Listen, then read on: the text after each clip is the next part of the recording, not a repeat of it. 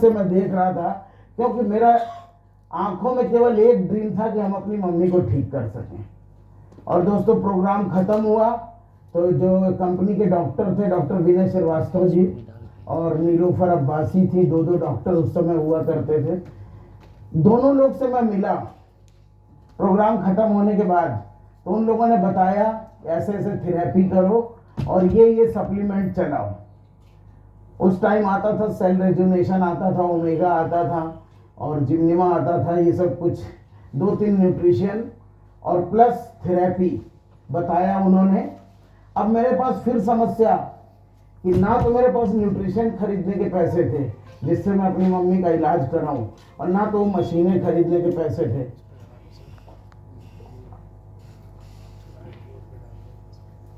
दोस्तों हमारे साथ एक हमारा दोस्त पढ़ा था, उसके पापा को भी शुगर थी। ये मैं कहानी इसलिए बताता हूं कि आप किसी का भी कुछ रिलेट करें तो समझ जाना कि ये हो सकता है। जब चाहत होती है, मेरे पास पैसे नहीं थे, हमने अपने फ्रेंड के पापा को पकड़ा, उनको डायबिटिक थे, वो रिटायर होके आए थे HCL से, और हमने कहा अंकल जी 60,000 रुपए उधार दे दीजिए और ये 6 महीने के अंदर हम आपको विद इंटरेस्ट वापस भी करेंगे और आपकी शुगर गारंटेड जड़ से ठीक करेंगे। इतना मैंने उनसे बोला। और हमने कहा आपके बेटे को भी अपने साथ बिजनेस में पार्टनर करेंगे, 10-5 हज़ार महीना मिलने भी लगेगा। वो भी खुश हुए कि 50-60 हज़ार लगा के 10-5 हज़ार महीना मिलने की बात कर रहा है, चलो ठीक है। रियल में उन्होंने मेरी लाइफ को चेंज किया दोस्तों। 60,000 रुपए दिए और अपने उस बच्चे की ID दी जिससे मैंने कहा था, और वो 60,000 हम आए, तुरंत दिल्ली से सारा प्रोडक्ट लेके गए। वो दिसंबर 31 था, 1 जनवरी को मैंने अपनी ID 2007 में लगाई और दिल्ली आए, सारा सामान लिए, ट्रेन से लेके फिर कानपुर गए। एक किराए का छोटा सा 3,000 रुपए का एक वेलनेस सेंटर बनाया और रोज मम्मी को साइकिल पे बैठा के लाते थे, डेली उनका ट्रीटमेंट करना, फिर दोपहर में घर ले जाना। लगातार दोस्तों 2-3 महीना किया हम लोग ने।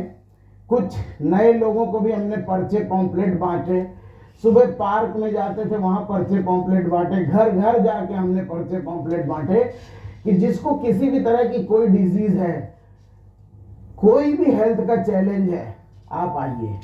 ऐसे करके हमारे यहाँ 4-6-10 लोग आने लगे। 3 महीने लगातार बीत गए।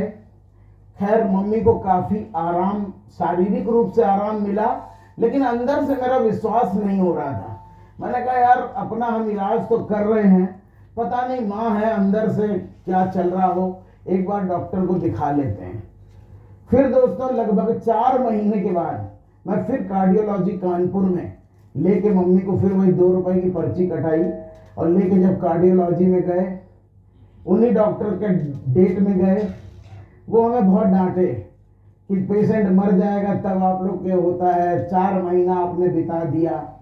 हमने कहा डॉक्टर साहब आपने कहा था कि 50,000 रुपए की व्यवस्था करनी है, हम लोग गरीब आदमी सर, 50,000 इतने जल्दी कहाँ से मिलेगा। तो बोले अभी व्यवस्था कर ला। उस दिन भी मेरी जेब में 500 रुपए नहीं थे, लेकिन मैंने उनको बोला कर लाया हूँ, कम से कम चेक तो करो, देखो क्या चल रहा है। और मैंने उनको दिखवाया दोस्तों। हार्ट में मेरे को पता नहीं था, एंजियोग्राफी का फिर टेस्ट कराया डॉक्टर ने और रात भर रोका।